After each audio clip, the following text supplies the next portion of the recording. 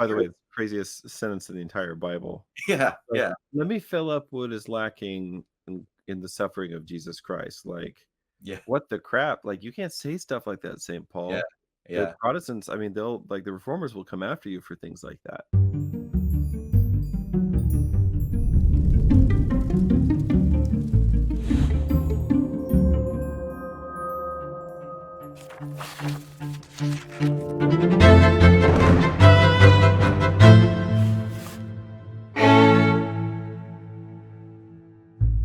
Hello, everyone. This Cool. is Sarah from Hamilton, and I'm very pleased to be back with Richard Rohlin today, continuing our series of discussions on C.S. Lewis's space trilogy, sometimes called the Cosmic Trilogy. In our last discussion, we looked at the first book of that trilogy, Out of the Silent Planet. And today we're going to talk about what is many people's favorite entry in this series, and that is Perelandra. So if you're not familiar with the Cosmic Trilogy, I think we'd both really encourage you to pause this video, go pick up a copy or Yep. get the audiobook, listen to it or read through it, and then come back here for the discussion. And there's an increasing amount of other material you can get on the Cosmic Trilogy that's coming out these days. So I'm really excited to dive into Perelandra and see what we can learn about life on Earth by going to C.S. Lewis's Venus. So thanks so much for coming on, Richard. Yeah, I'm happy to be here. I'm sorry to have begun the conversation with Jan. It's nothing to do with you or the subject matter. I have been taken off of coffee for the time being. So just you guys get to see me with some of my garments of skin removed today. Well, in a way, that's symbolically appropriate. Yeah, right. Yeah. Well, that is true. That is true. This is Perelandra. So yeah. So one of the things that strikes me about Perelandra and really struck me when I read it seriously for the first time is, and I don't know if you have the same impression, just what a different kind of book it really is from Out of the Silent Planet. You know, Out of the Silent Planet seems to me to be structured much more as kind of a narrative that is centered on the sequence of distinct events that then comes to its climax at the end of the book with this dialogue between Ransom and Oyarsa. Here, the real center of the book is this great dialogue or debate which happens between Ransom, the Green Lady, which is what I'll be calling her throughout today's discussion, and the enemy. So could you just take us into who these characters are in the context of Perelandra and why, if you share this assessment, the book seems so different? So Perelandra is a recasting of the temptation of Eve. There's more going on to it than that, but that's the central idea. And it becomes very clear towards the end of the book that it's not simply that. It's not, not everything is one for one. Actually, one of the main ideas is that the way that the cosmos works has actually changed since the incarnation. Mm-hmm. This comes up over and over again in the book. The analogy that's used is of the cosmos kind of turning a corner with the incarnation. And so every you could say now, every speaking, thinking thing is going to be human from this point forward, regardless of like their actual biological origins. They're going to be human from this point forward because Malildil, that is Christ, right? He became a man. And so now man is the only sort of shape thinking being this can take going forward through time.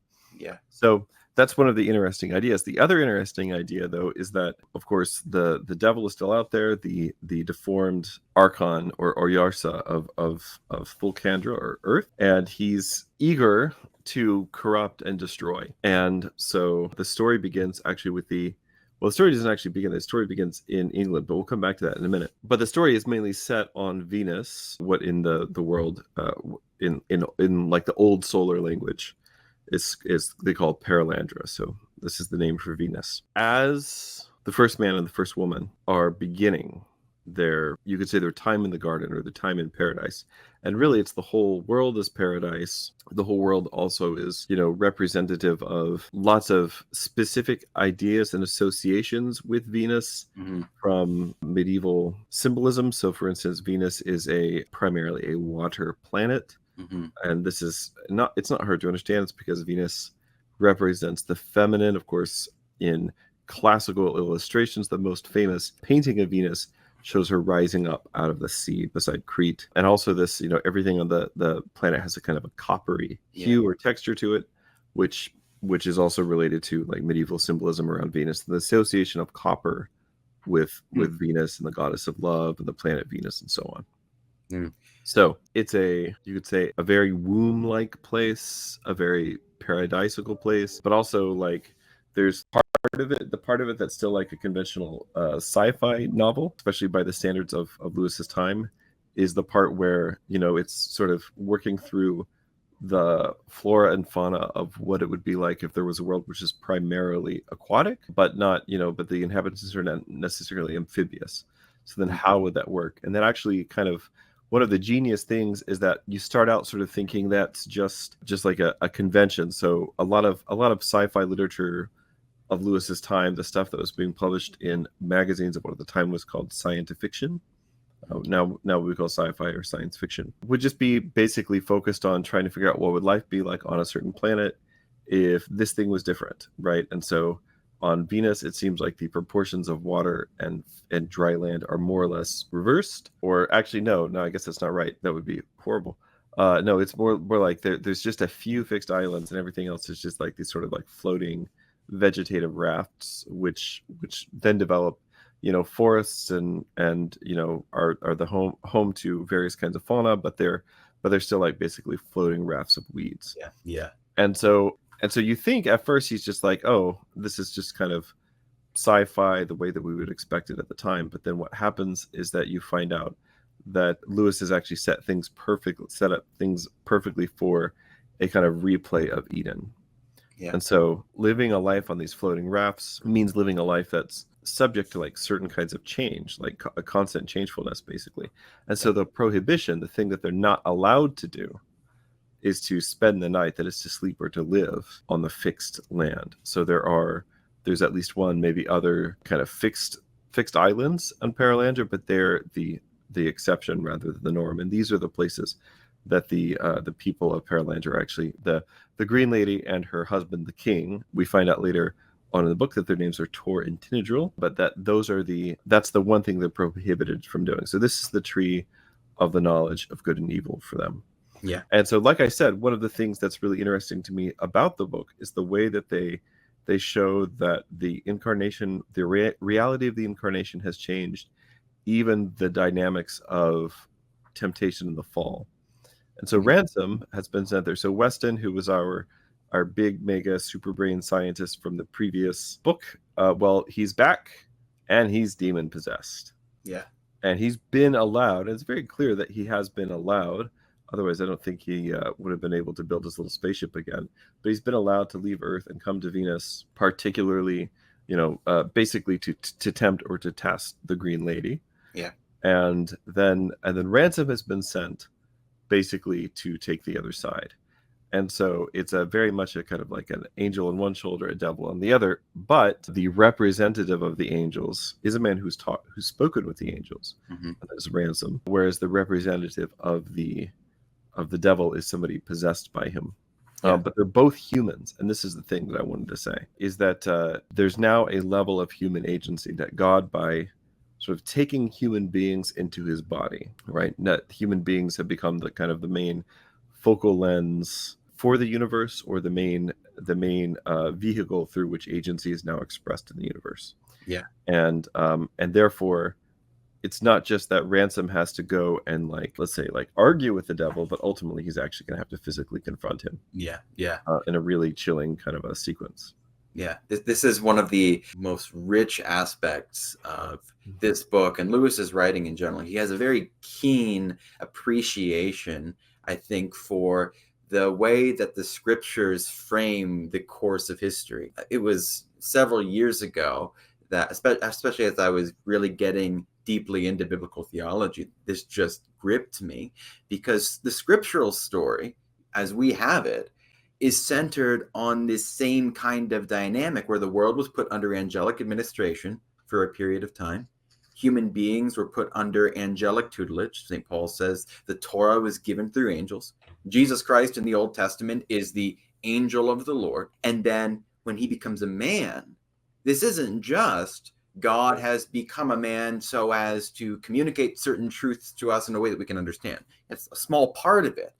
But his incarnation is, as you put it, as Lewis puts it, a corner which alters the very structure of the cosmos, because if God sustains all things through the Logos, when that Logos becomes a human being, that humanifies the entire creation with it. And that also alters our relationship to the angels who are running the universe by proxy. And thus it alters our whole relationship with the creation as a whole. So one of the things, I think we talked about it in the last video, I think it's also a big thing in Perelandra, is Lewis has a really interesting way of cutting through our categories when it comes to what we might call the angels. He calls more precisely, perhaps in the narrative world of his trilogy, the Eldila. So what do we learn about the Eldila at the beginning of the book? And then why are there no Eldila in the world when he goes into Perelandra? So it's interesting because this is one of those books where you're like, a sci-fi novel with, like sometimes like a naked woman on the cover or something. Like you sort of think, oh, well, I guess I know what I'm in for. And then you start reading it, and all in like the very second chapter, maybe it's in the first chapter, you get like this long extended footnote in Latin that basically has to do with the speculation of medieval authors about what are called subtle bodies. Yeah. So this is the idea that angels do have a body. The distinction they made is between gross, which really just means heavy in this case. It doesn't mean like gross. It just means heavy. Right. But they made a distinction between gross and subtle bodies, right? And so the body of an angel they do have a body, but it doesn't take up space in the same way that like my body does or something like that, right? So basically he does all of this speculation. It's actually quite clever because if you don't know, I mean, this is one of the things that people absolutely hate about Lewis, or love, depending on who you ask. But there are some people who really hate the way that Lewis will slip you a Christianity when you weren't looking for one. And so you're like, oh, he goes into this long kind of extended meditation on what these Eldila are or aren't, and maybe they're the real explanation for angels and demons. Mm-hmm. Well, that's pretty common in science fiction. Like it's a very common kind of a trope to go to. You think of Stargate or something, but it's a very common trope to go to and say, oh, well, all these things about like angels and demons and gods and monsters and all these things, these are actually aliens, like the meme, the guy from the History Channel. It's the idea that these are ancient encounters with extraterrestrials. And so Lewis kind of seems like he's playing into that. But if you can read Latin and you read the footnote, you're like, oh, he's actually just saying they're angels. And pretty soon, by about midway through the book, he just really does abandon the pretense. And it becomes very clear that Eldila is God, right, or Christ. And, they're talking about the incarnation and all of these terms. But by that point, I think sometimes the magic's kind of done its work. Yeah. Because we're sort of still thinking about things in kind of sci-fi terms. And for some reason, for some people, that does kind of make things easier to kind of wrap their head around. Yeah. But one of the things that we find out, or we think we find out, is that there are no Eldila on Venus. Now, this is actually not precisely true. But the Green Lady is right when she says that, the Eldila are not intended to run Venus in the same way that they run the older worlds. That this is a new world, and it's under the new dispensation, right? Which is, Christ making humanity part of his body. Mm-hmm. But that Christ making humanity part of his body also means that they don't send an Eldila to prevent the fall here, but instead they send a man. And the man is there standing in as a representative of Maleld or of God. And there's this wonderful moment in the story where Ransom goes, this is totally unfair. The devil has possessed a man and brought him here, in this way. And so like there's an evil supernatural element here. But where's the good supernatural element? Where's the miracle? He's standing there, and then he sort of like realizes with this horrible, anxiety-ridden realization, he realizes, oh wait, I'm the miracle. Yeah. I'm the one that's been sent here. Like he was literally carried by angels to Perelandra. Yeah. He's like, I'm the one that was sent here to stop this, right? It's me. And this is relevant to a lot of things that are important to us. Yesterday on the new calendar, it was the feast of the Nativity of the Mother of God. And so as I usually do, I just, posted, a picture of an icon and like one of the hymns from the forefeast or something. and just wished people a happy feast, which Yeah. is a fine, normal thing to do. And when I do things like this, I'm not really intending to solicit like an argument or a debate, or like, let's go relitigate the Third Ecumenical Council or the Protestant Reformation or something like this. But these feasts are real for me and for my family, and we always like take out time to focus on them and celebrate them. And so it's important to me that I think one of the things that I see my life being about is just being you could say like an ambassador of the tradition, or just what I want to do is to live, like just an authentic, normal Orthodox Christian life. And then other people will hopefully be able to see, hey, this is something that I could do as well. That's, and so anyway, keeping the liturgical calendar and celebrating the feast of the church and all these things, that's a big part of that. So I say all that to say, I posted, something about the feast, and as always happens, somebody started, like, again, well, you guys, seems like you worship Mary. You guys think she's a deity because you could ask for things and then she does them for us and everything. And I basically just said, listen, I don't know who you are. I'm assuming you're talking to me in good faith. I'm not going to argue about this on Twitter. But there's something, I was thinking about this before, as I was brushing up on Perelandra and before our call. There's something interesting there. This idea that for God to intervene supernaturally, he could only do that either like by his direct power, whatever that means, or with it through an angel, which is really the same thing. I mean, that's how things seem to work in the scriptures, but that he could never do that through a human being. And if he were to do that through a human being, then it would be like, like it would be like polytheism. Yeah. Right. And so, but this is the thing. And Lewis, of course, always had a huge barrier when it came to thinking about the Mother of God and recognizing her role in things. He comes like really close in one of his books, but he's not willing to like actually step across that line. But one of the things that Lewis shows beautifully here is, because the thing is, if it's not true for Mary, it's not true for me. Or to flip it around another way, if it's true that I can be the hands and feet of Christ, which I darn well better be if I'm going to call myself a Christian, right? This is what the whole Last Judgment sequence in St. Matthew's Gospel is about.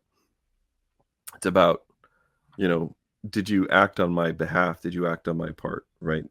Did you embody Christ in the world? That's what makes you a Christian. Yeah.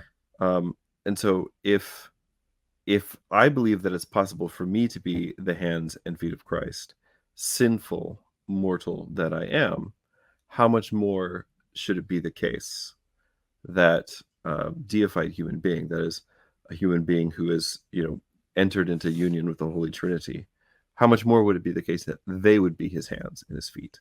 Yeah. And so it's not just that God working through the saints, the way that he in the Old Testament worked through the angels, it's not just that's something that's allowed, but the thing that we need to understand, and Lewis, intentionally or no, actually kind of illustrates it perfectly in this book, is that that's actually the normal way for him to work now. Yeah.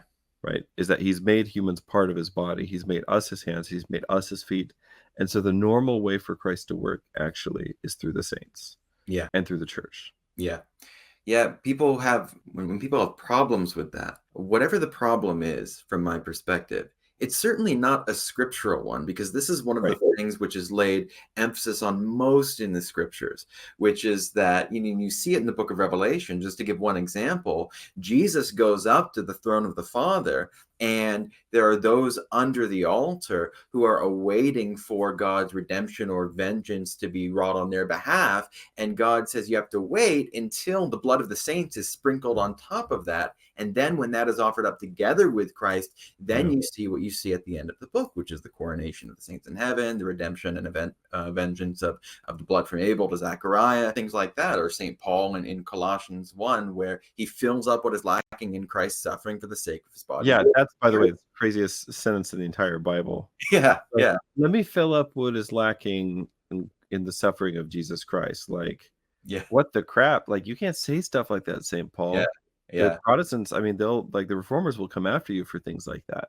Yeah, I mean, it sure sounds like works righteousness to me, man. I don't know.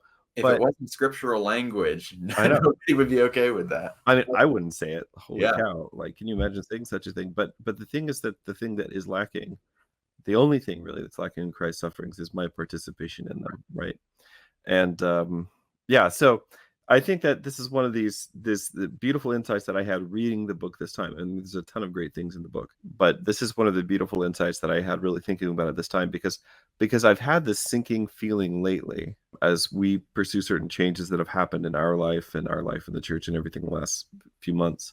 The sinking feeling lately that, you know, that God has things he wants to do, and that he's going to use people for them. And I don't mean this in like a cheeky way. I mean, there's even hesitation in saying this. And Ransom has the same hesitation. He's like, oh, it's kind of egomaniacal to say like God wants to use me. But again, like, if you're a Christian, you should believe that the thing that God wants to do is to save mankind. He's a loving, he's a man-loving God, right?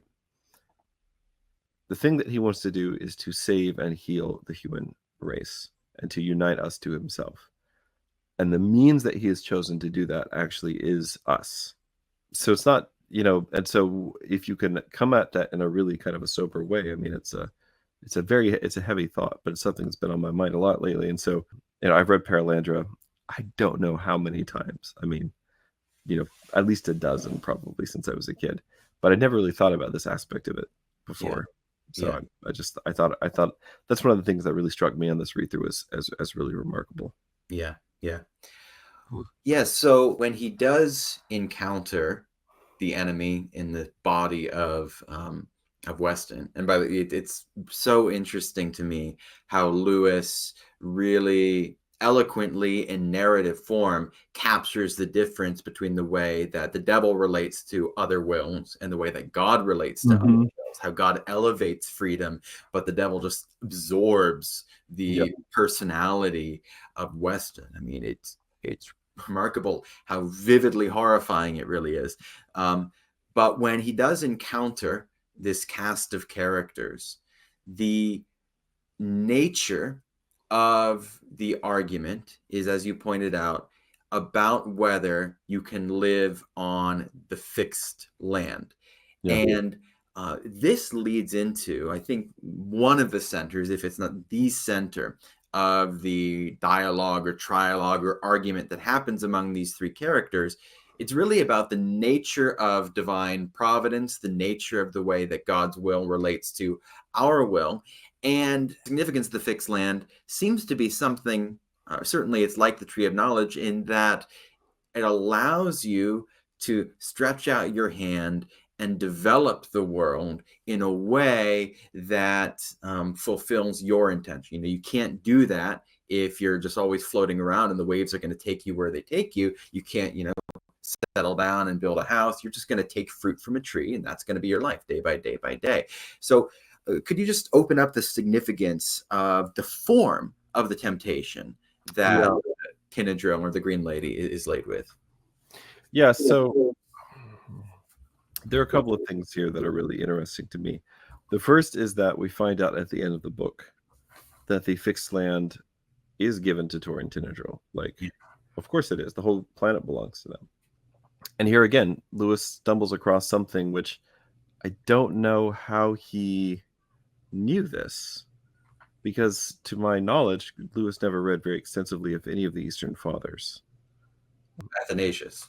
Yeah, Athanasius. And I don't remember how much Athanasius even talks about this. Yeah. But there's this idea that you find, I guess Athanasius does say this.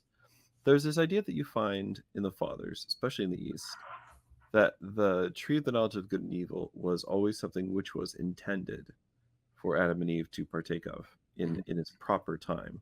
Yeah. Right. And so, yeah, there are some Latin fathers, I guess, that talk about this as well. And they say that Adam and Eve's sin was presumption. Right. That's the sin in the garden, is presumption, which means to eat too soon. Yeah. Right. And so there's this idea. I'm really fond of the way that St. Ephrem the Syrian expresses this. He says that if Eve had not partaken of the fruit, if Adam and Eve had not partaken of the fruit, then they would have known sickness as a healthy man. They would have known evil as a healthy man knows sickness. Yeah. But instead, they now know goodness as a sick man knows health. Yeah. Right. And so if they waited, they would have been given this, this mystery, whatever the mystery of the tree is. They would have been revealed to them, or it would have been something that would have been given to them in its proper time. Yeah. And I'm sure you know this, but Timothy Petita has a pretty crazy theory, which I really like, about like what the tree of the knowledge of good and evil is. But you should read that in his book, because I don't think I would explain it well. But anyway, Adam and Eve. So Adam and Eve were always meant to have this thing. It's something that was intended for them, but it was intended for them when they had reached maturity. Mhm. And one of the necessary steps to maturity was learning to submit their will to God's will, right? Which is the only way, actually, that their will can ever be truly free, right? And it's not hard to understand. If God just makes them automatons, they don't have free will. If they reject God, and they enslave their will to sin, they're also not free, right? The only freedom, comes from, voluntary aligning your will with God, like voluntary submission. And so Lewis has this insight, and it's funny because he never really. I've read a lot of Lewis, and as far as I can remember, he never talks about this idea in any of his nonfiction, about the idea that the fruit of the tree was something that was always intended for our good. But he seems to at least have that intuition, which I think is really remarkable. And so then we can think about, like, what is it that the fixed land represents, right? And the fixed land represents the ability, and this is certainly how the unman, right, the Weston, or the devil possessing Weston. This is certainly how the unman expresses it. The fixed land represents the ability to control your comings and goings, right? To basically just to have stability, right?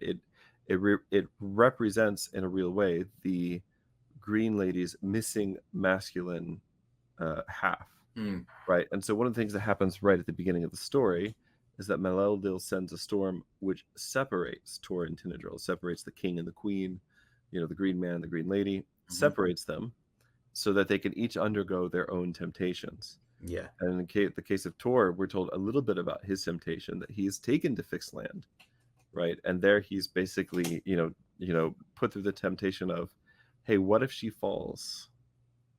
Are you going to remain faithful to God, or are you going to go into her fall with her? Which is a decision which it seems like Adam had to make at some point. The scriptures say that Adam was not deceived. Yeah.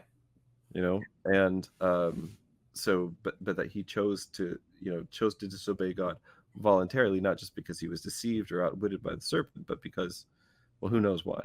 But I mean, I think this is Lewis's insight on that question, is kind of like, what are you going to be without her? Yeah.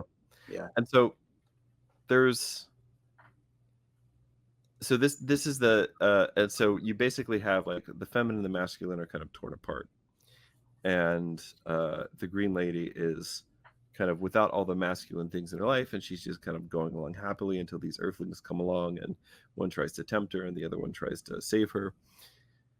But in the end, she'd sort of reached a point where, actually, one of the beautifully insightful things that Lewis shows us about temptation, by the way, is that eventually you'll lose the argument. You'll always lose the argument. Yeah. There's no, man, this has been on my mind a lot. Again, just because of, coming into contact people who want to argue about the faith, or argue about Christianity, or argue about orthodoxy, or whatever. But that if you accept the terms, and the terms are, we can argue our way to truth, right? Those are the terms. Then you always end up losing. Eventually, you just always end up losing. There's a point with temptation, right? With blasphemy, with temptation, where you just have to cut it off. Yeah. Right. And this is one of the beautiful insights to me about the book is for my money, it's a better insight than the Screw Tape Letters into the way that evil works, like what its nature is, what it does. Because we're shown here how deeply petty, brutish, and actually pretty simplistic the demonic is. Yeah. And this is something that Tolkien really intuited well, which is why we should be really suspicious, just by the way. We should be really suspicious of anybody, no matter what they say their motivations are, Hmm. who wants to come to us and say, hey, we think should do a more nuanced portrayal of like the orcs in Tolkien's Legendarium or things like this. Again, there's no way to argue with these people, because the thing that they really want, the thing that they want to do is for you to argue with them so they can cherry pick some quotes and say, oh, you're just in favor of genocide, et cetera, et cetera. But listen, at the end of the day, something Tolkien and Lewis both knew really well is that evil is real, and at the end of the day, you just have to fight it. There's nothing else you can do. Yeah. And in the spiritual life, the only thing you can do with temptations that's really effective is to not give them attention. Yeah. And once you give them attention, even if it's just to argue with them or fight with them, you've kind of already begun to lose the battle. Yeah. If you enjoy this content, please consider supporting this channel as a patron or paid Substack subscriber. I post reflections on Scripture 6 days a week, and 3 of these posts are exclusive to those who are patrons or paid subscribers on Substack at $5 per month. At $10 per month, patrons have access both to all of my written content as well as to weekly exclusive videos of about a half hour per week. At $30 per month, patrons have access to all of the preceding as well as a weekly class on the Old Testament of about an hour to an hour and a half each. Finally, at $35 per month, patrons receive access to all of my written and recorded exclusive content, as well as the ability to schedule monthly calls of 1 hour every month as long as you remain a patron at this level. You can also access these benefits through channel memberships on YouTube. Please also consider purchasing my lecture sets, Answering Protestantism from the Bible, 17 hours, and Answering Calvinism from the Bible, 6.5 hours. These can be purchased either individually or together for a discount. All links are in the description box and pinned comment. Your support, both financially and especially through your daily prayers, is what enables me to produce regular, high quality, and original content. Thank you so much. There's so much going on here in terms of his intuition of the scriptural narrative, his intuition of the spiritual life. In relation to the tree of knowledge, a couple things strike me here. One in particular struck me a couple of readings ago, which is that, especially in Perelandra and That Hideous Strength, there is a emphasis on the uniqueness of the Old Solar language. It says in That Hideous Strength, this was language herself, where the meanings are inherent in the form of the word. Right, yeah. And you'll remember at the end of the book, Tor is speaking about evil. And Lewis says that he spoke a word of which he had no familiarity before. And you'll remember in Out of the Silent Planet, there's no word for evil. It's just bent. They have to draw some analogies. But here, Tor has acquired the knowledge of good and evil. Oh, yeah. He knows the word now in which. That's a good catch, yeah. Yeah, and that was really exciting. Because you see Lewis weaves in the structure of the idea of the tree of knowledge, good and evil here. And the same thing actually is true at the end of the Genesis narrative. This is why I think the idea that Adam and Eve would have partaken of the tree of knowledge of good and evil eventually, it is there in Scripture. It's not just a patristic reading into the text, because at the end of Genesis, Joseph, who's in the land of Egypt, which we know from Genesis 13 is like the garden of the Lord, Joseph says, what you meant to do for evil, God meant to do for good, to keep man alive on the land. So there we have life, good, evil. All the words that are at the beginning of Genesis recur at the end, and they're in Joseph's mouth, because he has been patient through suffering of being deprived of everything that he didn't deserve to be deprived from, and then has been exalted in order to rule over and give life to the nations. And so it's really beautiful how Lewis is able to take that, but not just retell the scriptural narrative and kind of replace characters like Tinadrill is Eve, but Tinadrill's like Eve. Right. But there's something more going on here. There's a step forward in the story. Yeah, there's a certain thing that Lewis does, which his imitators, not as many people have tried to imitate Lewis as tried to imitate Tolkien, but there have been people who try to do their own like sci-fi fantasy sort of, Bible with the, serial numbers change kind of a thing. But one of the things that people don't understand is that to do something like this really well, and I think Lewis is very successful. I think Perelandra is his best novel, except for Till We Have Faces, in my opinion. But one of the things that Lewis does so well and so successfully is that there are no one-to-one correspondences. Yeah. He actually makes it very clear that that's not how things work. There's this idea of like a new, you could say, and I don't mean this with the normal baggage that would come from living so close to Dallas Theological Seminary, but in a new dispensation, or like a new economy, right? You know, that God is working in the world a certain way now. And so things will be the same, but they'll also be different. And this is the relationship, for instance, between the Old Testament and the New Testament. There are tons of correspondences between the Old Testament and the New Testament. One of the things that perhaps, well, you've probably wondered this, but a lot of people maybe haven't wondered, right? Is what is Zechariah's response to Mary coming to live in his house for 3 months? Have you ever wondered this? I actually haven't, no. I've always wondered this, Huh. because of course he's silent at Yeah. you know, in Luke. Of course now he's literally silent because he's still mute at that point. Yeah. But the question is like, what was he doing?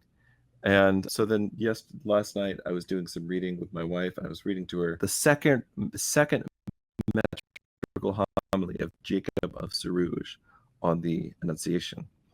And what Jacob says is that he was singing and chanting and worshiping through Elizabeth, that she became his word, or she became his voice in the same way that the forerunner is going to become the voice of Christ, and that he served the Virgin in his house as the high priest serves the ark.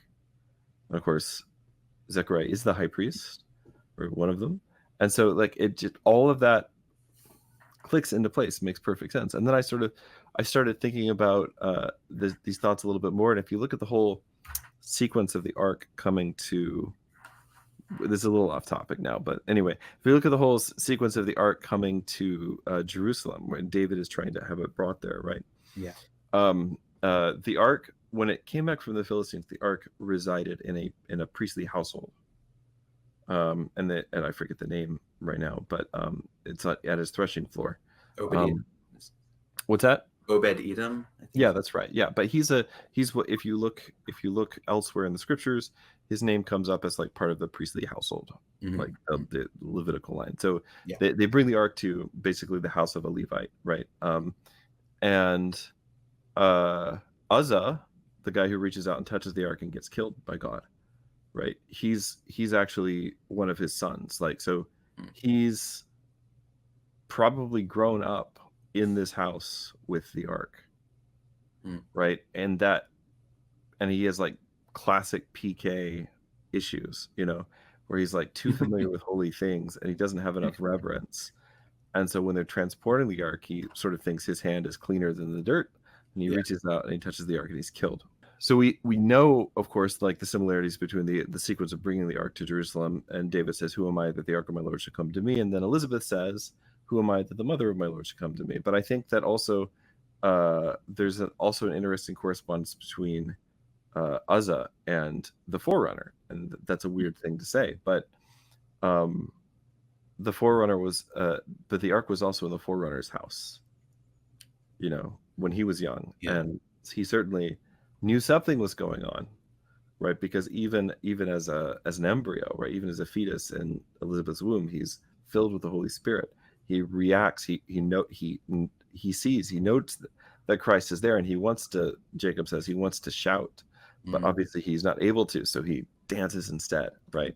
And so he dances before the ark the way that David dances before the ark and everything. But then also when Christ comes to the forerunner later on, obviously, but when he comes to the forerunner later on to be baptized, right? There is a sort of a sense of not, oh, I'm super familiar with holy things. I've known you since we were babes in the womb, so I guess I'm the guy, you know, like I'm going to be your right-hand man now, right? Because actually the forerunner doesn't have that role in Christ's earthly ministry. But instead, you know, he says, I shouldn't be baptizing you. You should, you know, and so he has the proper sort of attitude towards the holy. And so it's, I guess what I wanted to say is that in the Old Testament and the New Testament, right, before the incarnation, after the incarnation, you very much get the sense that you're going to have repetitions of things: new temple, new ark, right, and so on.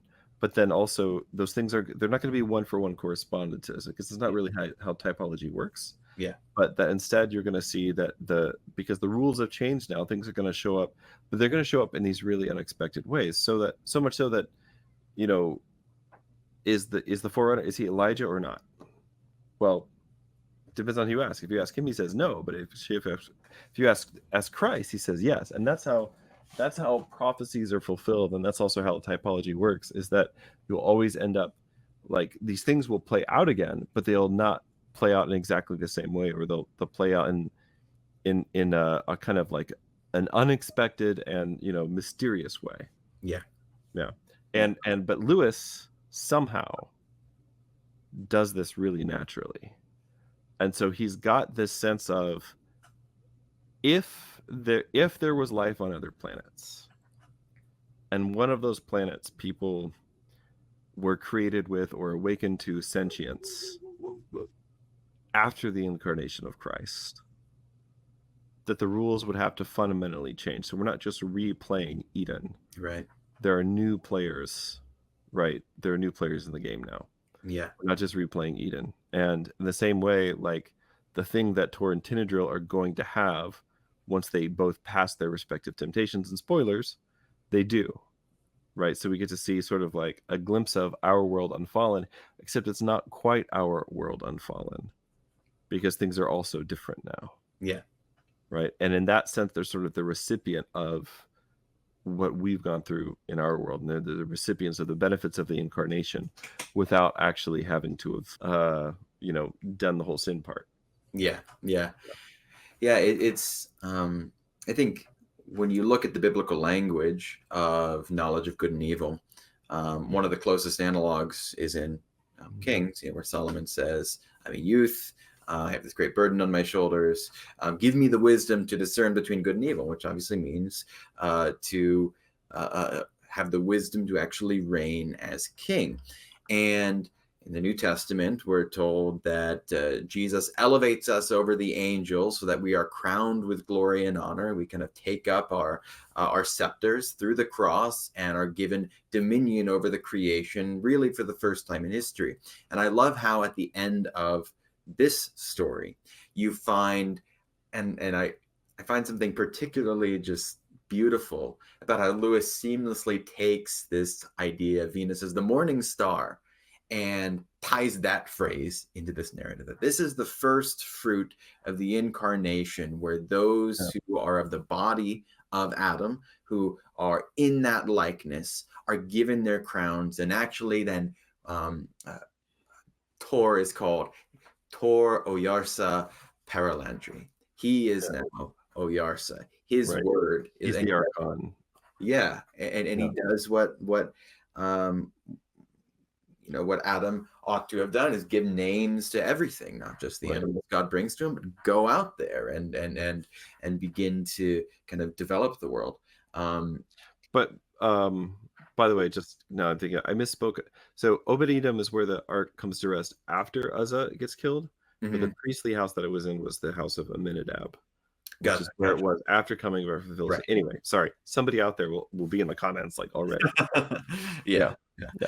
But no, I think it's a really good point. The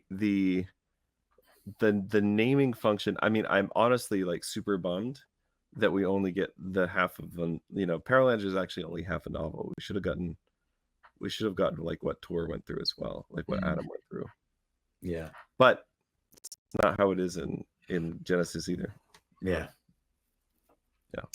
So another thing that I don't know, I'm embarrassed by how many times it took me to notice this, but yeah, I remember at the beginning of the book, you've got the fictionalized version of C.S. Lewis, and he's on his way to Ransom's house, and he gets drawn into an interminable argument where the devil, he just feels like this is an internal struggle. Yeah. It's obviously the devils are tempting him to not make it all the way to Ransom's house, where he's supposed to look over the house until Ransom gets back from Venus, as he goes on to learn when he actually and also help like Ransom get set up to leave. Sorry? And also help Ransom get set up to leave. Right. All that Um, uh, and then Ransom says, "Oh, you know, don't let them draw you into an interminable argument. Don't give them an answer," which, of course, is precisely the lesson that he has to then put into practice when he's actually on Venus. And I think we're given a lot of wisdom here about, you know, dealing with most, if not all, of our temptations, which is that really there's not much of an argument to be had here. That's right. Right? There's a basic commandment: thou shalt not murder, thou shalt not commit adultery. But when a person is put in the situation where they're deeply, deeply tempted, just the amount of words just multiplies, and it's all nonsense. And the amazing, almost kind of darkly, well, certainly darkly supernatural aspect about it is how everybody around that person generally can see how nonsensical it is. But to the person in question, it seems like this is a really complicated moral issue. And this is what she's going through when she's being tempted. But then, and I think this is such a profound insight, and it I think really sheds a lot of light on a lot of the language in the Psalms and large bits of the Old Testament, where there's this physical struggle between Ransom and the unman, Weston's body possessed by the devil. So what do you take out of that struggle? What is Lewis telling us about the nature of our battle with sin and the nature of history and things like that? Man, I feel like if people read this book more, and it's nice to see it having like a kind of a resurgence in this little corner or whatever, but it's still not one of Lewis's more read books.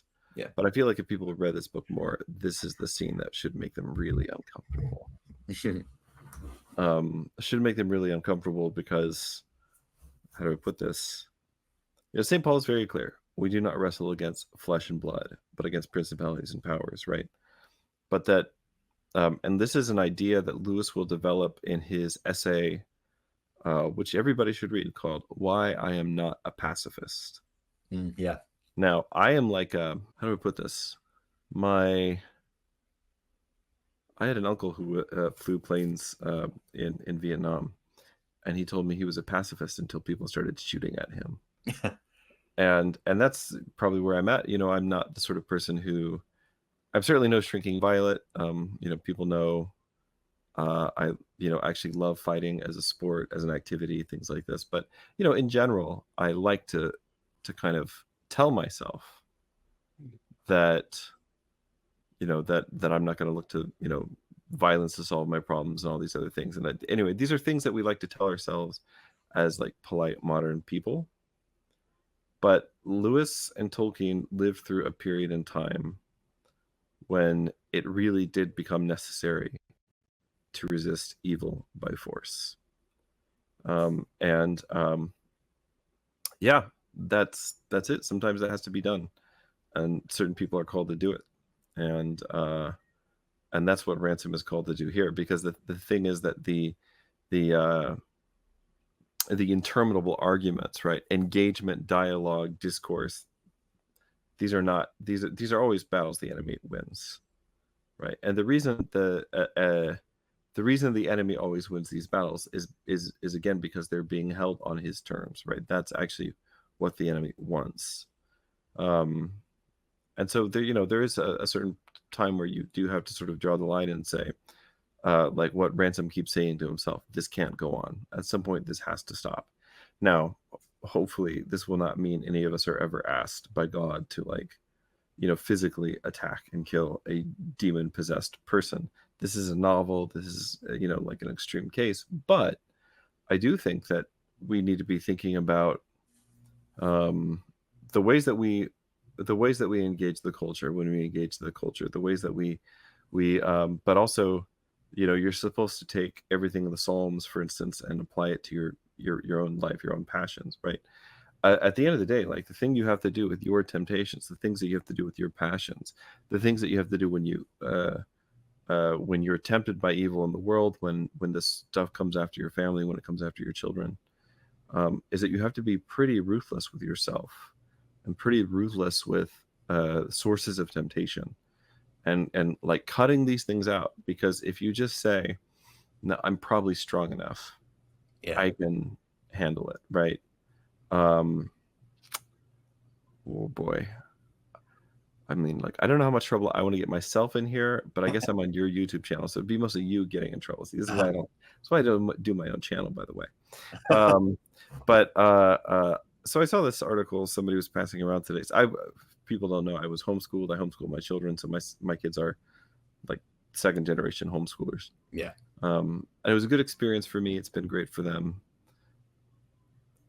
When I was a kid, I remembered people saying, well, you shouldn't homeschool your kids because your kids need to be missionaries Yeah. in the school system. Yeah, I saw the same article, I think. Yeah, and so somebody like published an article basically saying this in Christianity Today this week, which is like, what is going on? Why is this one being trotted out? Like I thought we finally put this to rest because the thing is that a young child is not equipped. Like most adults aren't equipped, and a young child is certainly not equipped. Yeah. To go up against the evil that is in our world and that has completely infiltrated our public education systems and act as a missionary in that setting. Yeah. And if you think your kid is like totally immune from what's going on there, I don't know what to say. I think you're kidding yourself. But yeah. In any case, this is the thing that we just have to realize is that you can't negotiate with this stuff. And I'm not saying I know perfectly what everybody should do in every area of their life. Right. And I think that if people who know me know that I'm not an argumentative person. I'm a very open person, especially like if you're somebody I'm dealing with in person. I will bend over backwards to try to meet you where you are and kind of bring you along. Yeah. And so I'm saying some of this is kind of like a caution to myself more than anything, right? For people who are like naturally combative or naturally aggressive and things like that, then it might be useful for those people to apply a different medicine. But I found this to be a good one for me because I, like Ransom, right, could very easily just be like let everything kind of be academic and go about your way. And yes, of course I'm a Christian and I believe in these things, but hang it all, you can't mean that I'm actually being asked to like die for this, right? Yeah. And that's the thing is that we really need is the fervency of the martyrs in opposing evil. But the point is that not that you should just like go beat up the first sinful person that you meet or something like that. But the point of what I'm trying to say is that that you can't negotiate with evil, and I mean this both on like a cultural scale. I mean the cultural wars are, in my opinion, basically over, but there's certainly still small pockets of resistance hanging out somewhere. But you can't negotiate with evil on a cultural scale. You also can't negotiate with it on a personal scale. And so when it comes to dealing with your own sins and your own passions, you've got to be pretty ruthless, I think. Yeah. And if you don't, and you think, no, it's okay, I can hold on to this, it's not going to come back to bite me later, trust me, it will. Yeah. So I wish we had 5 hours to talk about every theme in this book, but one of them I really wanted to zero in on is one that's as you pointed out, it's something you see early on because Mars is masculine, Venus is feminine. And at the end of the book, as Tor and Tenedron are about to be given their crowns, as the keys... We need really an hour just to talk about the end of the book, by the way. I know, yeah. As the keys of the kingdom are being given from the Ontila to the race of men that lives on Venus, we have a revelation of the essence, if I can call it that, of the masculine and the feminine. And this is one of Lewis's most, for me, profound and fruitful insights that in every area of thought it continues to bear fruit for me, is that maleness and femaleness are not the universal category which we then extend symbolically into other objects and call them masculine and feminine as kind of kind of male or kind of female, but actually masculinity and femininity, these are the universal categories. This is a basic polarity which encompasses every aspect of creation. And then maleness and femaleness is simply the form that the masculine and the feminine take in the structure of our corporeal right, and like biological. Yeah. Yeah. So tell us about, about this, what we learn about the masculine and the feminine from this vision of Mars and Venus, of Malacandra and Perelandra. One of my favorite lines of the book is "Mine eyes have seen Ares and Aphrodite." Here, I mean, you kind of just said it. I mean, this is the thing. I agree. This is one of the most useful insights. And I read this, years before, for the first time, years before, like the, gender confusion, dystopia, hysteria, all this stuff started really coming to the forefront as like the defining battle of our day, which seems to be what it's turned into. If you can understand this, then you can understand what it really means to have a well-integrated sense of self, right? That every person, I am a man, but there are like masculine and feminine aspects of my whole self. And because reality lays itself out in a series of fractals, this is the way that God made the world, the feminine part of myself manifests externally to me in my wife. Yeah. Who is my actual feminine half, right? Yeah. On account of, two becoming one, a single flesh, one flesh, right? And so there are another great, the best person to read on gender right now is to go read Dr. Timothy Petitsa's Ethics of Beauty. Have you read this? I haven't. Oh my dude. Okay. Next on go read the book and then we'll talk again. Okay. Because he's got this wonderful chapter in there called Only Priests Can Marry. Which is like, first of all, just a heck of a juicy title, but only priests can marry. And he talks about marriage, and he talks about gender, and he talks about these sort of these roles of prophet, priest, and king, and the way these things all interact with each other. And it's so beautiful. And it's the best thing that I've ever read on gender, like full stop. It's the best thing I've ever read. But Lewis has so many good intuitions about this, especially here. It's in his other books as well. This seems to be one of the things that he's kind of the most interested in, I think. Yeah. But he has some really strong intuitions about it here that you see kind of playing out. And so there's there's kind of these obvious parallels, like between Taurine, Tinadril, and Mars and Venus. Right, so you have like the two, and then the two, but then also Taurine and Tinadril are both of Venus, right? And so, the figure of the king in particular kind of represents the masculine answer to Venus in a certain way, and I don't know. It's very complex, but I think, like I said, I think that if you can grasp this idea that masculine and feminine are, as Peugeot would say, right, heaven and earth. These are the terms in which, the fundamental building blocks of the cosmos. These are the terms in which reality consists. Then you can start to understand what it means to come to like a fully integrated vision of yourself. Yeah. Right, and you can kind of see where, as a man, there are certain traits that if I'm not embodying them, then I'm not really being true to the masculine. But on the other hand, if I haven't integrated certain feminine traits, right? And so actually the best man is the man that, so the way that Petitsa talks about it is a sort of a crossing movement, right? And so the Theotokos is like the best woman, objectively the greatest woman who's ever lived.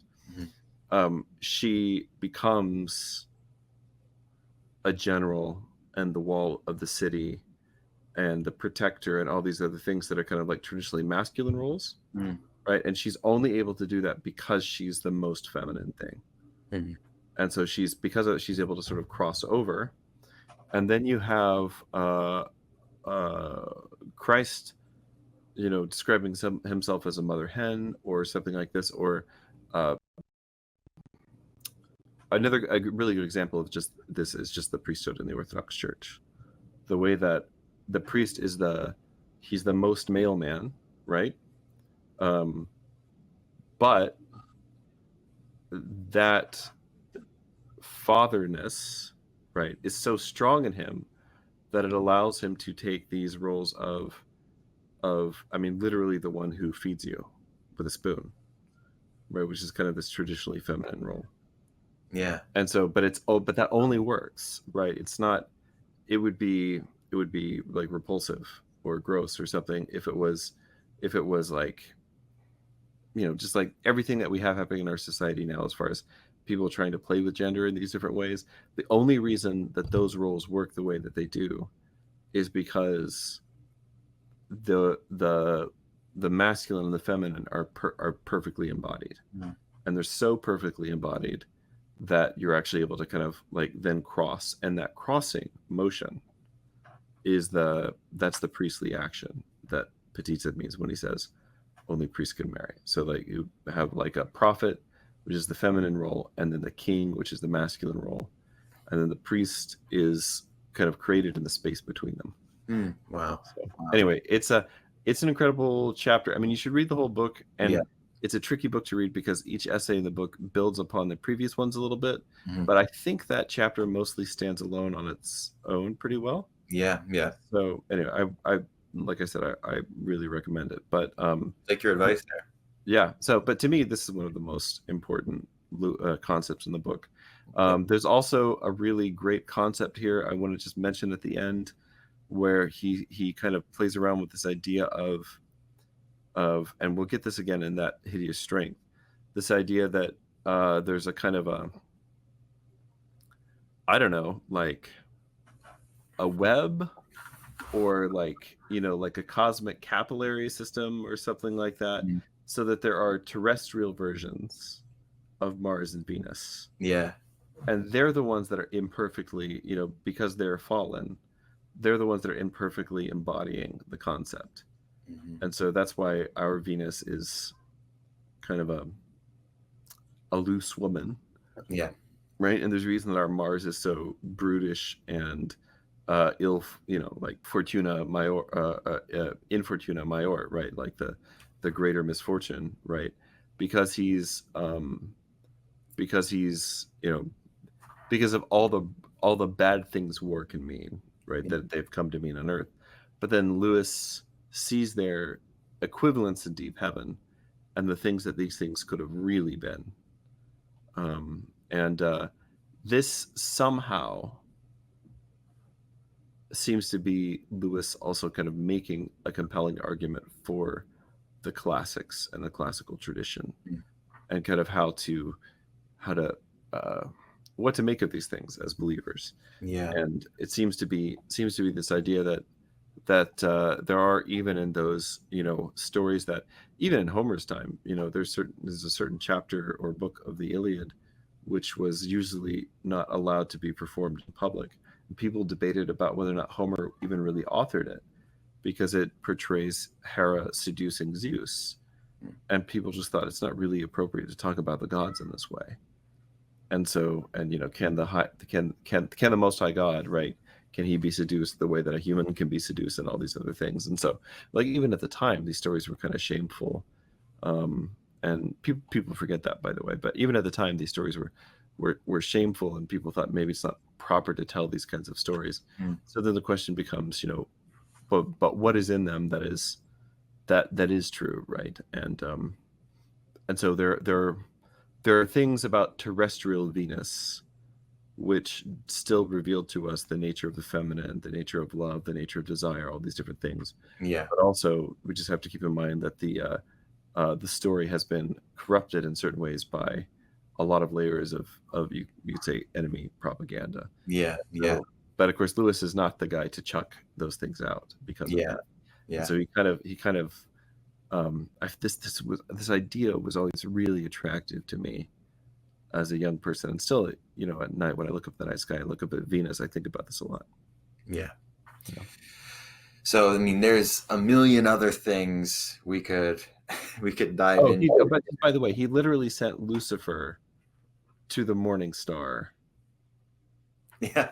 I mean, come on. Yeah, and it was a pretty good pun, but yeah. So yeah, there's so many other things we could talk about. There's the great dance and that incredible scene.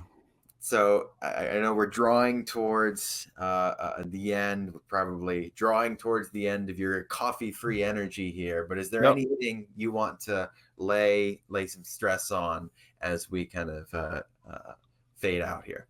You know, the thing that I would like to also call attention to before we leave is Lewis very carefully builds a case for explaining evil in the absence of evil. And what I mean by that is it's not hard for me to tell you something is evil. If I say the word evil, you know what I mean. I know what you mean. We're certainly from like similar enough cultures, backgrounds, worldviews, faith, etc. That you know, if we talk about evil, I can have a high degree of confidence that we're talking about the same thing. Yeah. The green lady, has no concept of evil. Right? She's never seen it. She does not have the knowledge of good and evil. Right? And actually, Lewis at some point says that she was like beyond virtue. Mm-hmm. Right? Which is to say, she doesn't even really have knowledge of the good yet. Right. That is like everything she's done up till now has been sort of simple. She's kind of been on autopilot. When Ransom's character makes her aware of her own free will, like, is this huge moment of revelation for her, right? It's like more than she can handle almost. Yeah. So she's in a certain sense beyond virtue, or like you could say almost like pre-virtuous. Mm-hmm. She has not yet had the opportunity to cultivate virtue, which is something that's only done through, like, you know, ascetic struggle. Yeah. And through struggling against the vices. Well, if you don't have any concept of the vices, then you know, anyway, she lives in a world that's not tainted by any kind of evil. So it's not until evil comes that she's able to begin to struggle against it, and ultimately, you know, she's triumphant, you know, because of Ransom's sacrifice and because of God's will and intervention and everything else. But so the thing that I wanted to say is that there's a scene early on where Lewis is, you know, tasting basically all the pleasures of paradise.